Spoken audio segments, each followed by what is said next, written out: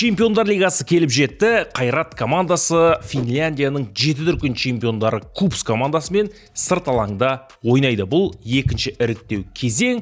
Бұл матчты қайдан көреміз және кім жеңіске жетеді? Бүгінгі шығарылымда біз таза Қайрат командасы жайлы айтамыз. Қайрат командасының мүмкіндігі жайлы айтамыз. Ал сіз каналға дәл қазір тіркеліп кетіңіз. Подписаться фак деп басыңыз, комментарий жазыңыз және достарыңызға таратыңыз, өз ойыңызды жазыңыз. Ал мен бастаймын. Бұл спорт ерсін ерікпе.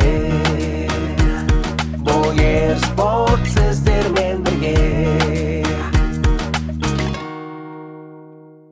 Ерспорт YouTube арнасындағы барлық шығарылым фон достарымыздың көмегімен шығады. Оларға үлкен рахмет. Төменде сілтеме қалдырам. Сол сілтемеге басу арқылы сіздер әр матчты қызықты етіп тамашалауға мүмкіндіктеріңіз бар. Ендеше бекітілген сілтемеге өтіңіз. Сәттілік, өзіңіз жанкүйерлік ететін команда әрдайым жеңіске жетсін. Бастаймын дегенді күшті айтатын болыппын ше негізі. Өзі бастай береді деген соң, любой жерде бастай бересің, тос сөйлегенде де бастайсың, допты ортадан да бастайсың, нападающий болсаң. Айтпақшы өткенде гол соқтым. Сол голым мына жерге фук деп салып қойын. Өзі айына жылына бір гол соғам. Бірақ 100 келімен гол соғу оңай емес негізі. Бір 20-30 келі тастаймын құдай қаласа. Мен бар ғой, біраз адам ұстатпаймын негізі. Ұстатпаймын кезіндегі ойбу жастық арық кез еске түседі. Жақсы қоя берші. Қайрат командасы сырт алаңда Купсқа қарсы ойнайды. Купс деген айтайын, бұл Финляндияның 7 дүркін чемпионы. 5 рет Финляндия кубогын алған. Қазір бұл жақта чемпионат тура біздік сияқты қызып жатыр. Бұл команда 2021-2022 жылы маусымда Астана командасымен конференция лигасының 3-ші іріктеу кезеңінде ойнаған.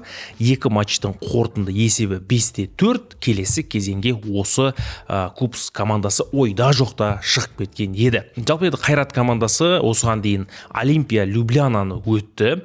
Өте мықты қарсылас еді. Сырт алаңда тең, өз алаңда жеңіп 3-1 есебімен 2-ші іріктеу кезеңіне қадам бастық. Енді ал бұл Купс командасы болса, бұлар да Милсами командасын өз алаңында 1-0 жеңіп, сырт алаңда 0-0 ойнады. Осыған дейін Купс пен Қайрат вообще кездеспеген, танымайды бір-бірін. Мынау бір жақсы жаңалық бар Қайрат үшін.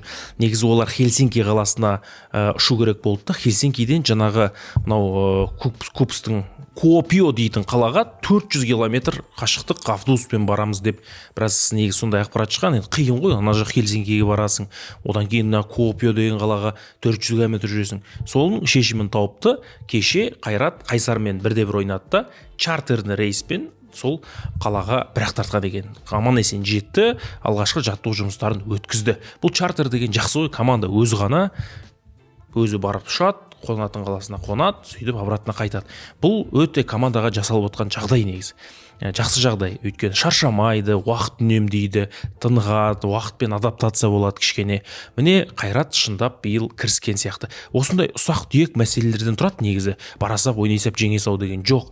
Бару керек, поляны сезіну керек, ауа райына үйрену керек, жаңағы қаланың тұрмыс-тіршілігі анау-мынау бәрі кәдімгідей футболшыға әсер етеді. Сөйтіп жетті, қазір матчқа Қайрат командасы дайындалып жатыр. Енді бұл ойында Купс деген командадан не күтуге болады? Бұл команда жалпы сырттан бір мықты миллион еуроға легионер алатын команда емес. Көбінесе осы жастарды ойнатады, финляндиялық футболшылар ойнайды және мына ары-бері жақын жерлерден легионерлер алады. Енді Купс туралы қысқаша бір мәлімет бере кетейін сіздерде. Қайрат кіммен ойнайды деп біреу сұрақ болса, сіз футболды қатты білетін маман ретінде біреу сұрайды, қонақта, бір көшеде, есік алдында, малдың алдына шыққанда деген сияқты. Ауылдың жігіттері түсінеді. Сонда Купс туралы біліп отырыңыздар. Бұл жаңағы 7 дүркін чемпион, ең қымбат қорғаушысы бұл Ибрагим Сисе. 550 мың еуроға алған. Ол 2023 жылы келген командаға, содан бері команданың ключевой ойыншысы болып кеткен Ибрагим Сисе. Ол ертең бізге қарсы ойнайды. Одан кейін австриялық қақпашы бар Йоханнес Крайдл және қорғаушы Самули Метинен. 500 мың еуро тұрады екен бұл ойыншылар. Көрдіңіз бе, 1 миллион еуроға да жетпейді, ал бізде Дастан Сәтбаевтың өзі трансфер маркетте 1,8 миллион еуро тұрады. Көрдіңіз бе? және жалпы Купс командасының бюджеті 5,48 миллион евро екен. Ал Қайраттікі 2 есе көп, 12,8 миллион евро. Енді әрине футболда ақша рөл ойнамайды, бірақ бұл да бір әсер ететін факторлар, өйткені ойыншылардың деңгейі осыған байланысты анықталады. Және Купс командасында тағы да бір 2 ойыншы бар, жалпы фин футболының болашағы деп аталады, деп таниды. Отто Руопи, оның жасы 19-да, ол қазір мықты футбол көрсетіп жүр екен. Жалпы Финляндия чемпионатында кәдімгі деңгейі жоғары. Финляндияның Дастан Сәтпаев қысқасы. Оның еншісінде 5 гол бар екен чемпионатта, және ұлттық құраманың есігін қағып тұр дейді. Екінші тағы да бір футболшы бар, бұл Луе Лутумба. Бұл да жаңағы афрофин, африкалық, финляндиялық футболшы. Бұның да жалпы өзінің качествосы бар екен, голевой чутьесі бар екен, қарсыластың айбалаңда жақсы ойнайды екен. Финляндиялық мамандар осы 2 жас футболшыны атап өтіпті. Енді Купс жалпы ішкі чемпионатта жыл сайын чемпиондыққа таласады.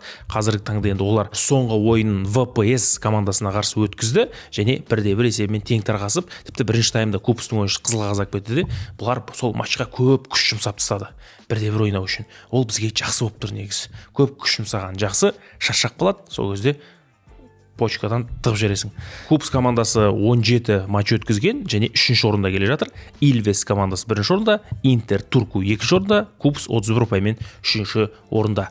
Бұл ішкі чемпионатта осылай қызып жатқанында жақсы, өйткені команда енді бір жағынан бабында болады, өйткені қайнаған шағы біздің чемпионат пен бұлардың чемпионаты қазір бірдей болып жатыр. Уақыттары бір жағынан енді сырт алаңдағы ойын біз бір қызыл қағаз шаршап қалды деген сөз. Енді Қайрат командасы да Қайсармен ойнады. Ол жақта да Рамазан Бағдат қызыл қағаз алып қалды. Сөйтіп зорға дегенде матч 1-1 бітті. Ол матчта да Қайрат көп күш жұмсады, бірақ біздікілер қымыз жеді. Сондықтан да Финляндияға қарағанда бауырсақ жейді, қымыз жеді. Бойларын тасып жатыр, бойға тасып жатыр, бойда батыр рухқа, тасып жатыр, бойда батыр рух деп ұрады ертең Финляндияға барып. Купс командасы осы екінші іріктеу кезеңіне өтіп отыр ғой, чемпиондар лигасы. Соның өзі үлкен нәтиже. Бұл команда Еуропа лигасының және конференция лигасының плей-офф кезеңіне дейін барған. Сондықтан да чемпиондар лигасы бұлар үшін де бір не болып тұр ғой, стадия болып тұр ғой, бір мүмкіндік болып тұр. Сондықтан да Купста бұл мүмкіндікті жібермеу үшін барын салады. Оның үстіне Купс командасы соңғы 7 матчта қарсыласқа жеңілмеген. 7 матч жеңілмей келеді. Ал Қайрат командасы соңғы 8 ойында қарсыласқа жеңілмей келеді. Міне, анау Купс 7 матч, Қайрат 8 матч. Негізі екі командада соңғы ойындарында тотал аз болған. Сондықтан да бұл матчта да гол аз болуы мүмкін. Мынау еуропалық мамандар, британиялық мамандар, сол Финляндияда мамандар ақылдасып отырып бір мынандай болжам жазып қойыпты. 1-1 деген. Яғни екі командада тең тарқасады. Бұл жерде жалпы фаворит келесі кезең өту мүмкіндігі көп. Ол әрине Қайрат.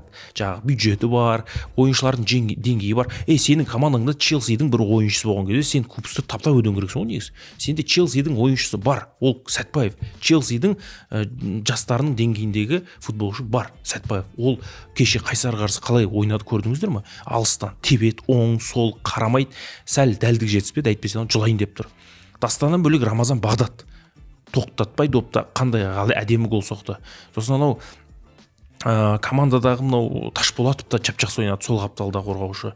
Ортада енді Глейзер, Арат, анау кім жаңағы Мринский қапталда, Гадрани, Қайраттың составын жаттап алды ғой, Сорокин, жаңағы кім анау Мартинович. Бұл жалпы шабуылы мықты болып тұр негізі. Жаңа Рикардиньо да ашылады ертең, Жоржиньо да төселіп алайын деп тұр. Сондықтан да Қайрат, Широбоков та жақсы ойнады. Бұндай составпен негізі келесі кезеңге өту керек. Үшінші іріктеу кезеңіне Қайрат шыққан жағдайда олар конференция лигасының топтық кезеңін қалтаға салады. Бетон Купсты өтсең, сен Еврокубокте тым болмағанда конференция лигасының топтық кезеңінде ойнайсың. Ал үшінші іріктеу кезеңінде сен қарсылас жеңсең, әрі қарай плей-оффқа шығасың, плей-оффты жеңсең, топтық кезеңге түсесің. Чемпиондар лигасының топтық кезеңіне түсесің. Мүмкін, бәрі мүмкін. Ал егер Әгәраки Қайрат Купстан жеңіліп қалса, онда не істейді? Онда Қайрат Еуропа лигасының 3-ші іріктеу кезеңіне түседі. 3-ші іріктеу кезеңін өтсе, әрі қарай плей-оффқа шығады, сөйтіп плей-офф жеңсе, Еуропа лигасының топтық кезеңінде ойнайды. Ал егер Еуропа лигасының кубостан жеңіліп қалды де, Еуропа лигасының 3-ші іріктеу кезеңінен де жеңіліп қалды де, онда сен конференция лигасының плей-офф кезеңіне түсесің. Плей-оффты жеңсең, топтық кезеңге түсесің. Қысқасы, жеңілді деп айтқым келмейді енді. Жеңілсе деп айтқым келмейді, бірақ енді түсініп отырыңыздар, жеңілсе ой бітті Қайрат ұшып кетті демеңіздер. Жеңілсе онда Еуропа лигасының плей-оффында ойнайды, Еуропа лигасының 3-ші іріктеу кезеңінде ойнайды, одан да жеңіліп қалса конференция лигасының плей-офф кезеңінде ойнайды. Плей-офф кезең деген ол топтық кезеңге бір қадам жақын деген сөз ғой. Плей-оффтан кейін бітті группа жоқ басқа. Одан кейін енді ләйім олай болмай қойсын, Қайрат кубосты жеңіп келесі 3-ші іріктеу кезеңіне жолдама алады деп айтамын. 3-ші іріктеу кезеңінде кіммен ойнайды, оны алдағы уақытта білеміз. Алдын ала мынау демей қойық, өйткені ол жақтағы қарсыластар оңай емес. Ол жақтағы қарсыластар мықты, сондықтан да дәл осы кубос командасын алдымен өтіп алайық. Енді кубос шынымен жаңа айтып өттім, миллиондаған қаражаттар жұмсамайды, ал Қайрат болса сапалы легионерлер алуға тырысады қазір. Қайрат чемпион болды, сол чемпиондыққа лайықты таптамашы Олимпия Люблянадан өтіп, міне бізге әдемі қуаныш сыйлап отыр. Чемпиондыққа биылғы маусымда да үміткер, енді Қайсар мен Қызылқазақ қалды. Ол жерде енді ол матчқа тоқталғым келмейді, өйткені чемпионаттың ойындарын көрдіңіздер. Жетісу Ордабасын жеңіп кетті, Ақтөбе мен Тобыл супер матч деп айтуға келмейді ана жерде. Қазір Россияның чемпионаты басталды ғой. Нұралы Әліп, Самародовтың ойындарын көріп жатсыздар ма? Кеше Зенит жаңа 2-1 жеңді. Самародовтың командасы 0-2 Рубиннан жеңіліп қалды. Бірақ сапаны қараңызшы.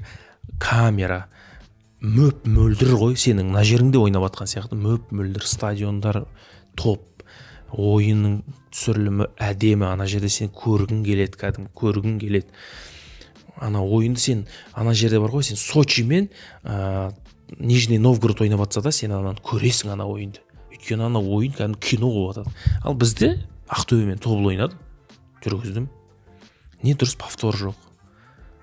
Көзің ауырады. Дұрыс ракурстар жоқ. Бұрыннан келетқан. Бір қашан жаңағындай уровенге жетеміз. Жеткім келеді. Осындай комментатор ретінде сондай ойын жүргізгім келеді, көргім келеді.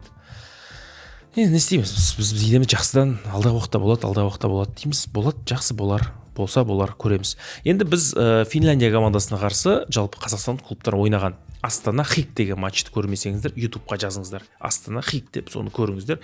Біз ғаламат камбэк жасағанбыз. Астана сол ойында 0-2 жеңіліп атқан, соңында 4-3 ұтып, біз Астана келесі кезеңге өтіп кеттік. Бұл чемпиондар лигасының іріктеу кезеңі еді. 2-ші іріктеу кезеңінде. Сосын Тобыл командасы Хонка деген клубпен ойнады. 2023-24 жыл маусымда 1-ші раундта конференция лигасының 1-ші матчы 0-0, 2-ші ойында қостанайлық команда 2-1 есебімен жеңген. Хонканы жеңдік, Хикті жеңдік, бірақ кубостан жеңіліп қалған. 2-1 болып тұрық Финляндиямен.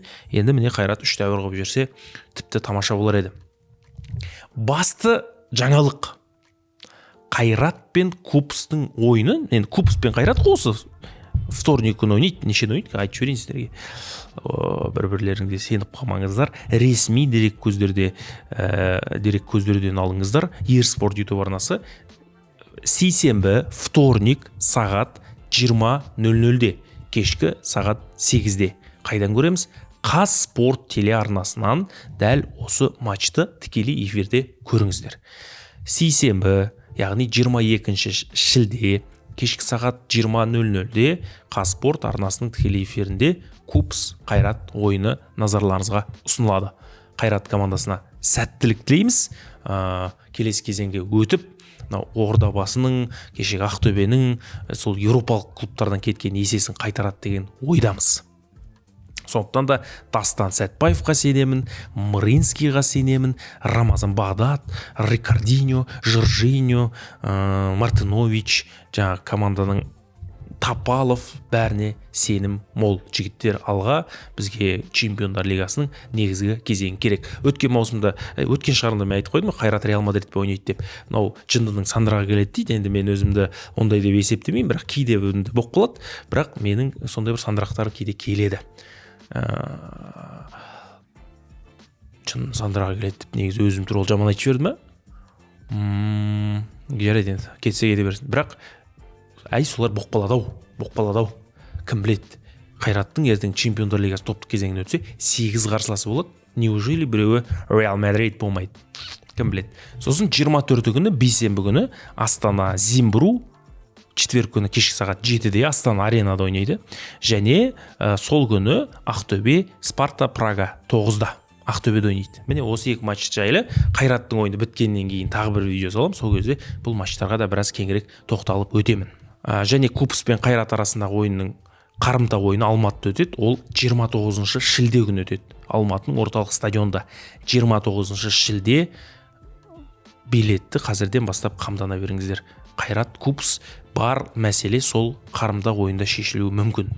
Сондықтан да қадірменді достар, барлықтарыңызды бірігіп Қайратқа, Ақтөбеге, Астана қалған осы 3 клубымызға жанкүйер болуға шақырамын.